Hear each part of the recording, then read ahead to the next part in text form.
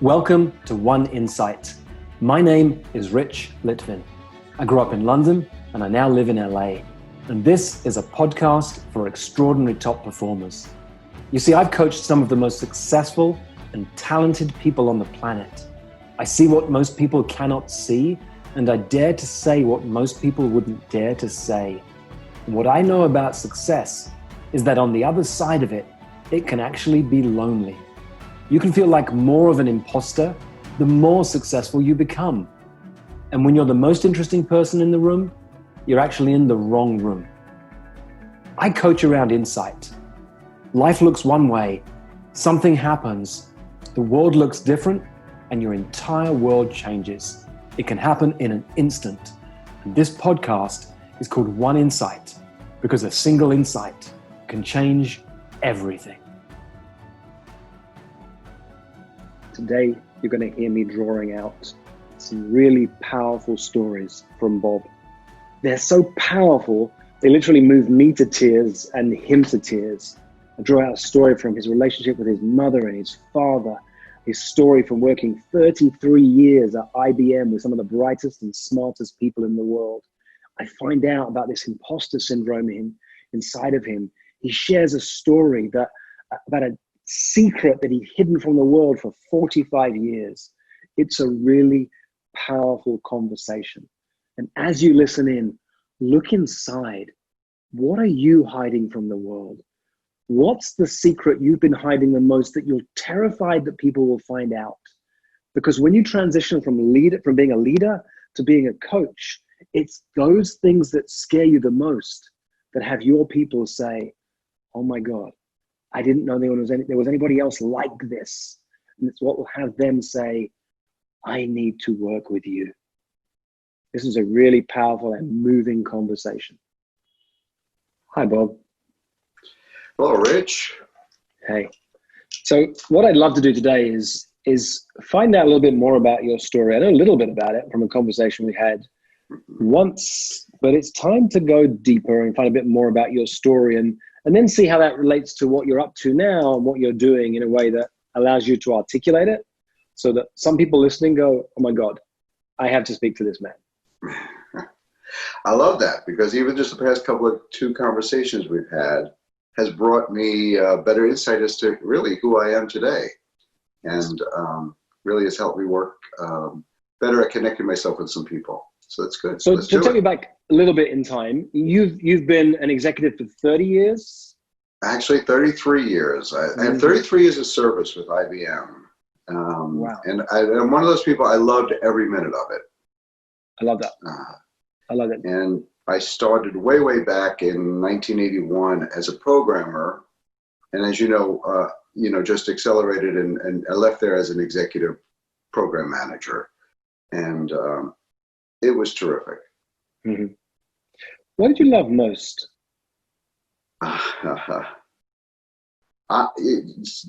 Two things. One, working with some of the best people in the world, brightest, smartest people in the world. When I worked first with IBM, it was all internal work, and the people that I was paired up with was some of the best and brightest, which was terrific. Because for me, that was not something I was used to being with, best and brightest. And then as I started working with clients, because I started working as a consultant with clients, I got to work with some of the best clients in the world, right? Some of the large giants in the industry of telecommunications and insurance. And it was fun. It was fun connecting with the people there and making a change in not only IBM culture, but also a change in my clients' culture. I love working with the best and the brightest, as you see with my coaching too, and also at IBM. That was what I really enjoyed. What allows you to work with super bright, highly smart people? That's an excellent question. I've been asking that for the past 66 years. There are two things that kind of come to my mind when you say that. One, as you know a little bit about my story, when I was a young boy, no one in my family thought that I could be doing what I did do and what I have been doing. And we're sitting around the holiday table once, and my cousins are always asking, like, what is it that you do at IBM? We have no idea what you do there. And finally, after so many years, one of them said, I know what it is, and the reason why you're so successful. Nobody ever wants to throw Bob Russo off the island. You play well with everyone. Everyone wants to have you on their team. And I said, you know what, you're right. He says, I don't know what you do, but whatever they're doing, they want you on the team. That's number one. Number two, I asked my best mentor at IBM, still my best friend, actually. We get together often. And I said, Marty, what is it? Why do people like working with me? He says, everyone trusts you. You walk into a room, people trust you immediately. And you're non-threatening. And everybody, your reputation is you get the work done. So, I mean, who doesn't want to work with somebody like that? Your reputation precedes you, you get things done. You walk into the room, everybody trusts you immediately, and you're non-threatening. You get other people to get excited about the work, and you're just as excited when they win and they're doing well as when you're doing well. I said, okay, I buy it. I'm just, as you know, starting to begin to incorporate that into my whole being. That was always like that's who I was at IBM. Yeah. Well, let me ask you, let me throw you for a second. I'm going to play with your thinking as we're doing this. Yeah. What was the single biggest lesson you learned from your mother? From my mother. Well, okay. It was to laugh. Just what I just did, a hearty laugh when you asked me, what did my mother teach me? She always said she was from the part of Italy where everybody laughs. And as long as we're laughing and having a good time and there's food on the table, everything else in the world, nothing else in the world matters. So laughing. I can remember when her brother died and her other brother came to the house. Of course, she cooked a meal before we went to the funeral home, and we were laughing. And her brother said, yeah, let's laugh now because we're going to be crying in a few minutes, but it's okay to be laughing now. They laughed. They loved to have a good time and have food. Even in the toughest times, you still laugh and be with family and have a good time. Wow. All right, that was a curveball. You're right, Rich. What did you learn from your father? What's the single biggest lesson you learned from your father? Love and respect everybody, and probably the values that and what I just talked about. You know, he walked into a room, everyone recognized him. He had Hollywood good looks, and people recognized him because he just had that charisma, and he could talk to anyone in the room.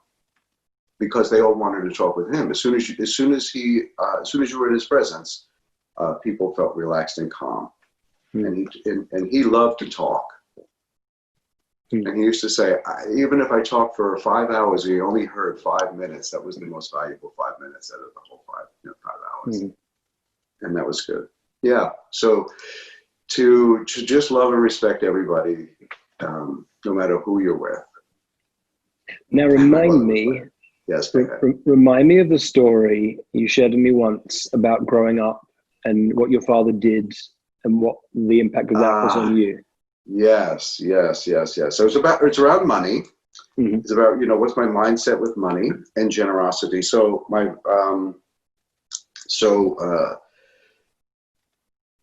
so one of the things that we had a car to sell. It was a car. It was my car. When my brother graduated from high school and I graduated from high school, he bought us beautiful sports cars. He loved that. He loved it. But then it was time to sell the car. And he was selling it for, I think it was like $1,200. And at the time, this kid came and said, oh, Mr. Russo, I love this car. I've seen it on the street. I want it so badly. I see you've got it for sale, but I only have $1,000. And my father said, okay, I'll give it to you for $800. And the kid said, what? And he says, you want this car so bad, that $400 difference, that $200 difference means more to you than it does to me.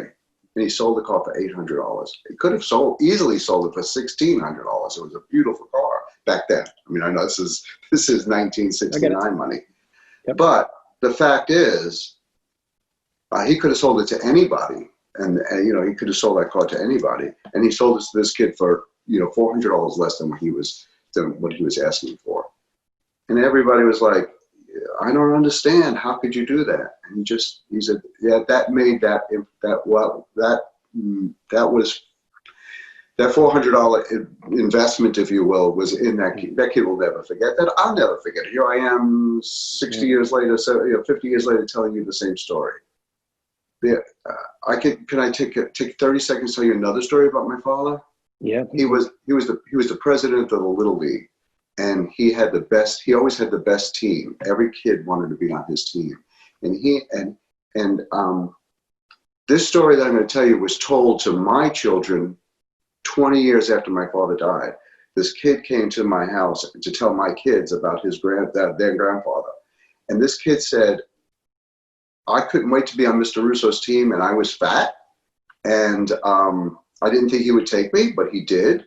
And the day that Mr. Russo was giving out uniforms, he didn't have one that fit me. And I was crushed, and I went home without a uniform. Every kid went home with a uniform. He said, later that night, the doorbell rang, and your grandfather, my father, was at the door at dinner time with a uniform that fit that kid. He said, I'll never forget that. That's the man I want you to remember. He was telling my children, the man I want you to remember. The one who knew how hurt I was and went out of his way and brought me the uniform that fit me that night at home. He cared about everybody. He empathized with everyone. And there you go. Two very important lessons that I learned. Yeah, thank you. That's an important story. I'm glad you shared that one with me. I'm feeling tight. Yeah. But I'm going to relax. Well, just breathe into that, Bob. You're feeling a lot. Yes. Bringing up memories of your parents.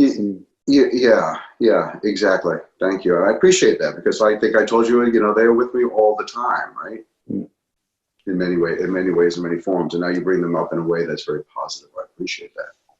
Yeah. What have you struggled with for most of your life, Bob? I would say the number one thing has been an imposter syndrome. I mean, really, that, and of course, which just even one level deeper, is that I was gay. And I am gay, and I never attended to it at all until I was age 45. Married, 2 children, successfully married, 25 years, never attended to it. Always felt like an imposter. I mean, truly, that's more than an imposter syndrome. That's you've got to hide and bury everything that you know about yourself to become someone else to be accepted. And, we're talking about the 50s, 60s, 70s, and 80s. So there was some really deep burying of who you are, and the imposter syndrome. But even after that's the thing I still suffer even up until now. I mean, the imposter syndrome, as an imposter syndrome comes up, being gay is still something that's very, very difficult for me to, even though I'm married to my husband now, we've been together for 20 years, and he's well integrated into my family with my former wife and children. They all love him, and he has joined the family. It's still that's a difficult thing. The few friends I've had who've come out, when I look at what it took, I think it's one of the most courageous decisions and experiences of their life.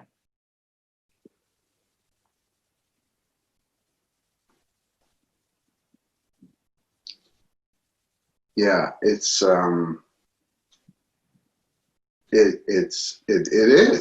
is. I'm overwhelmed because we just saw the play, The Inheritance, on Broadway last night, which is all about the gay experience through the 50s, 60s, 70s, and 80s, and we're going to see the second half in 2 days. It is so courageous. It is so it is so scary. And especially at age 45, I had to put on a totally new personality. Yeah. I had to put on, first of all, I was getting divorced. That was like, no one can say Bob without saying Marie. My God, we were together for 25 years. We were so successful. We were dependent on, everybody depended on us. Now we're not going to be together. That's number one. And then number two, wait, Bob is gay. What the hell does that mean? And what does that even mean? How do you even start to think about yourself as gay? So that was courageous. It was not easy. But I think I told you one thing, like once I pass a threshold, I never go back. And I move forward and I put it on, and it started to feel good because it was authentic. It was who I am, and I felt very comfortable in that skin. And people started to understand. And I started to understand as I started to integrate actually who I was with who I am. It was no longer like the imposter syndrome. It was really feeling whole and being able to be one person. Yeah. Thank you for sharing that. It takes courage to even share a story like that. You're welcome.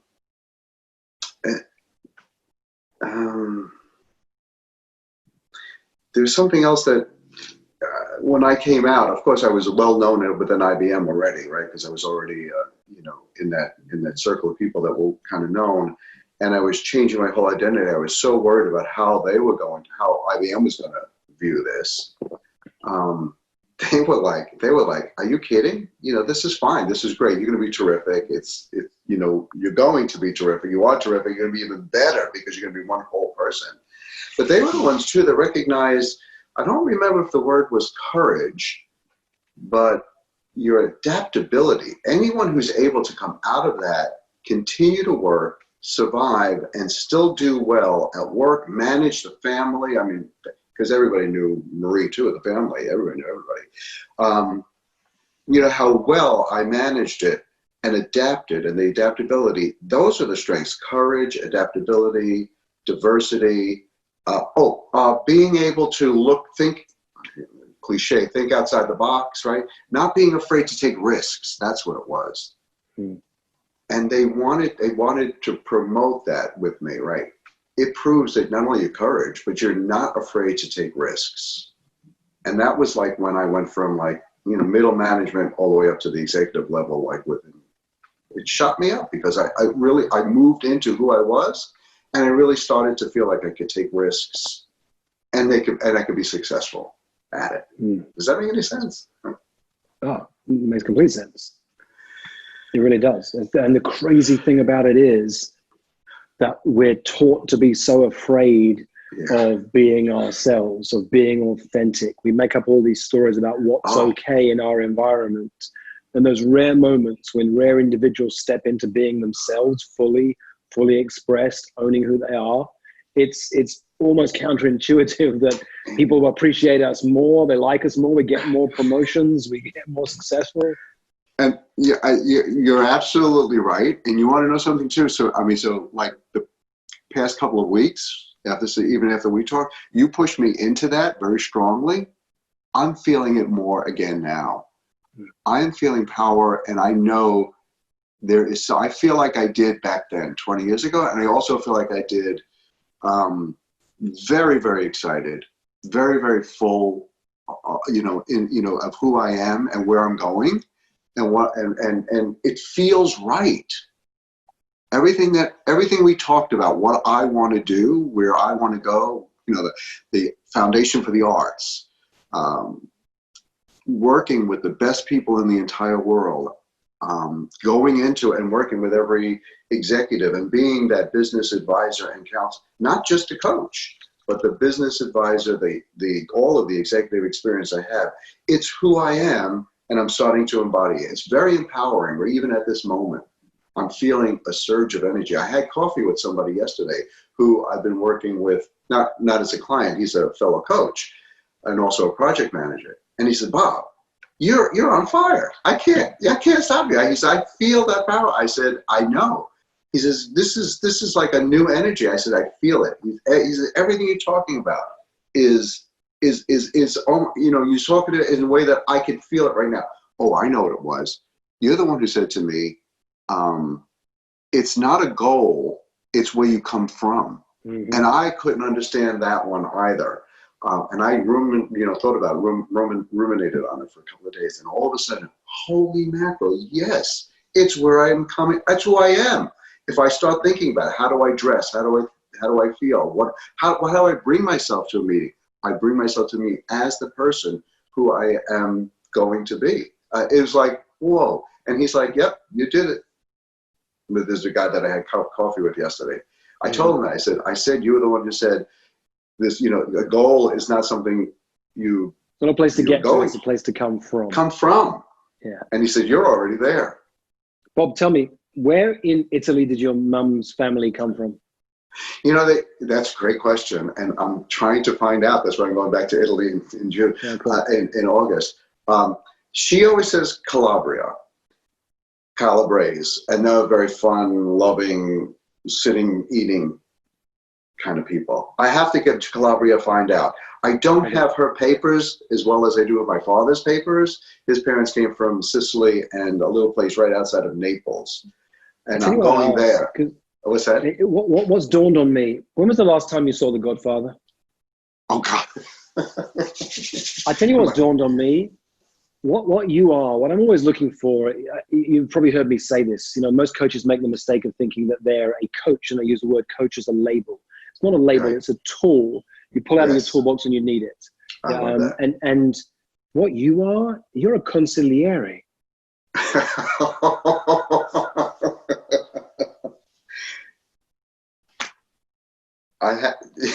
You really are messing with my mind now in many, many ways. I have to think about it. You know. So what does a consigliere do? They are the advisor to the brightest and smartest people in their world. Yes. I'm having some fun taking that out of the Godfather. No, but you're right. Italian roots. Okay, let's play. I'm going to jump into this and see where we go. All right. So you relax. Let this float over you and see where it lands. And let me play. Let me look at my notes and see where I'm going to go. All right. Yes, you got it. I'm going to play this way. I'm going to go differently.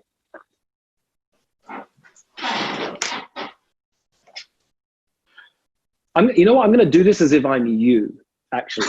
So rather than trying to talk about Bob, I'm going to do it as if I'm you telling some of your stories. So it won't be perfect, but you'll get the sense of it. But I'll do it. I'm going to enjoy this very much, Richard. Okay. All right. Let me tell you a story about my father. He bought me a beautiful sports car years ago when I was really young. And when came time to sell that car, we put it on the market. It was $1,200. And this young kid came to my father and said, "Oh, I love this car." He looked it over. He knew this was his dream car.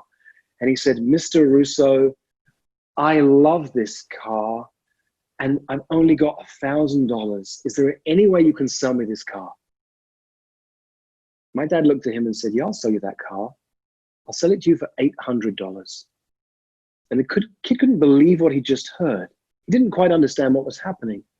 You see, at the heart of who my father is in the world is the word generosity.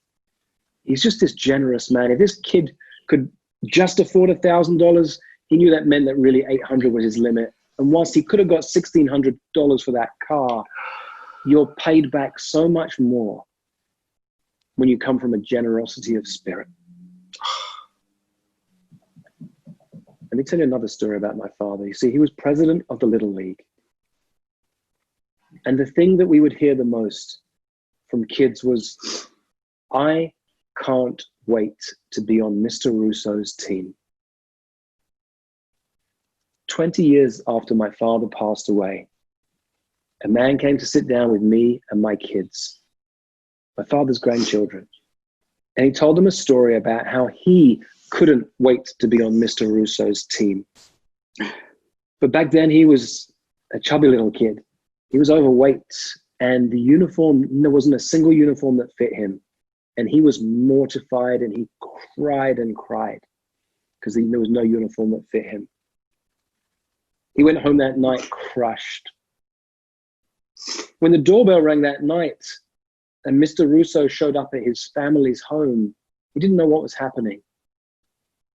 What my father did was brought him a uniform that fit him. That story is something that man never forgot. So much that 20 years after my father died, when he was now grown up, he shared that story to my own sons. I'm crying, Bob, as I'm telling you this. I couldn't wait to be on Mr. Russo's team. You know what's crazy is that whilst they used to say that to my father, that's what happened to me too. I started at IBM at 33 years old, and I left at 66 years old. 1981, I went in as a programmer and I left as an executive. I helped build a change in culture. I worked with the brightest, smartest people in the world, leaders at IBM and leaders of other organizations who we were working with.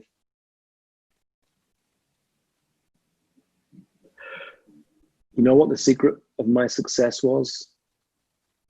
It's what my father taught me. Is that everybody wanted to be on Mr. Russo's team. Oh, shit. You see, people trust me.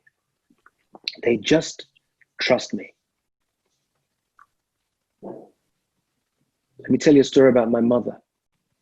When her brother passed away, that this is a woman who would just laugh heartily in even the toughest of times. This is a strong Italian woman. There was nothing more important than laughter and food on the table.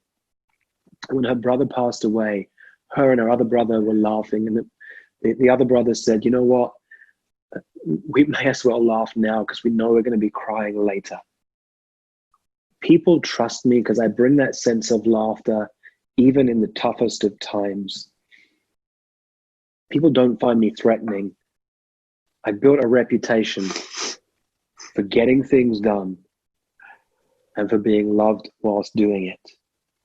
I built a reputation for helping others get things done because I'm excited when other people win.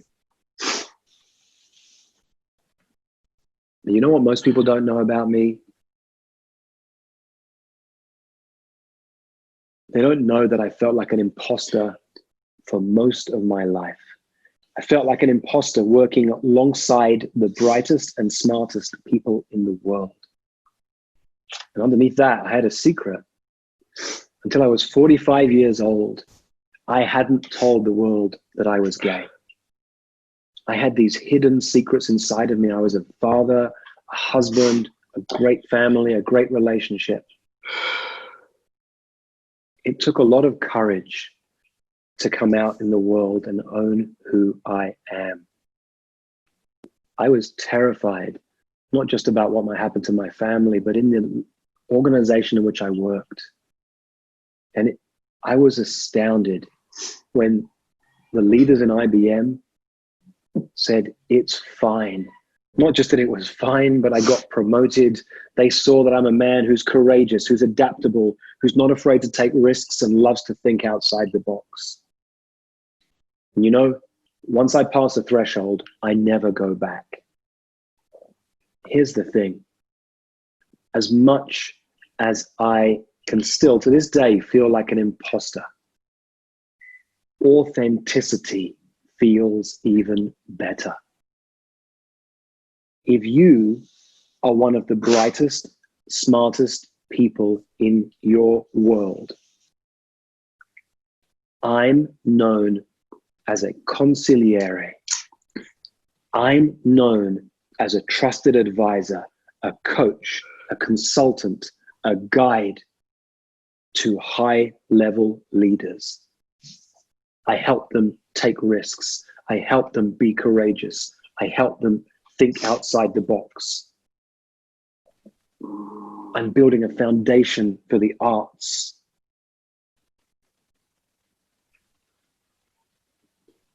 If you are ready to let go of the limitations that are holding you at the level that you're at today, even though you're seen as one of the brightest, smartest people in your world, then you and I should have a conversation.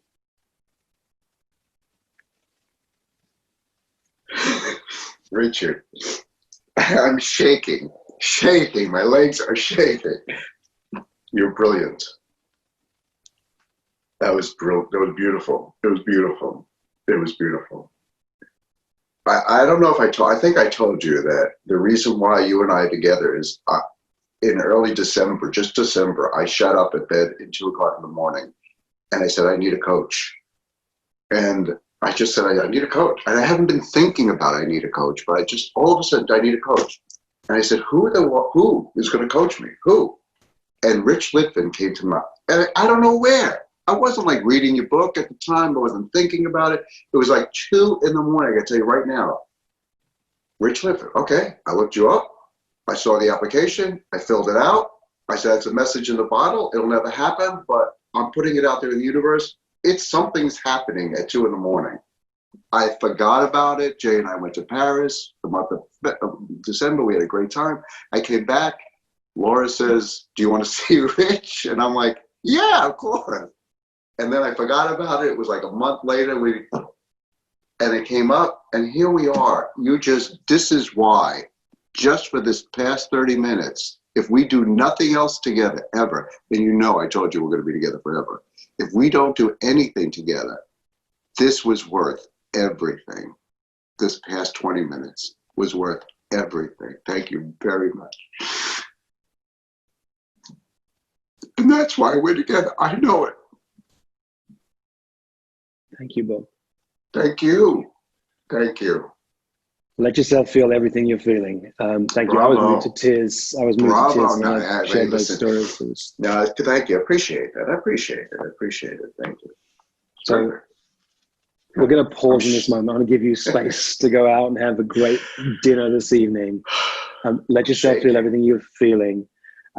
What I wanted to do for you today was speak you into the world to help you see the things. We can't see the water we swim in. And today you got to see it, and you get to take this out into the world and have it be part of the story that has people say, of course, I have to. Well, they're going to wake up at 2. So someone's going to wake up at 2 in the morning and think, I need a coach. And Bob Russo is going to come to mind, and they're not going to know why. And this is why. This is why. It's all connected. Thank you. Thank you, Bob. For most of human history, it wasn't called coaching. It was called leadership. And it's what I love to do, to coach people, to lead people, and to mess with people's thinking. If you'd like more of this, or if you'd like to learn more about our community of extraordinary top performers, go to richlitvin.com/oneinsight.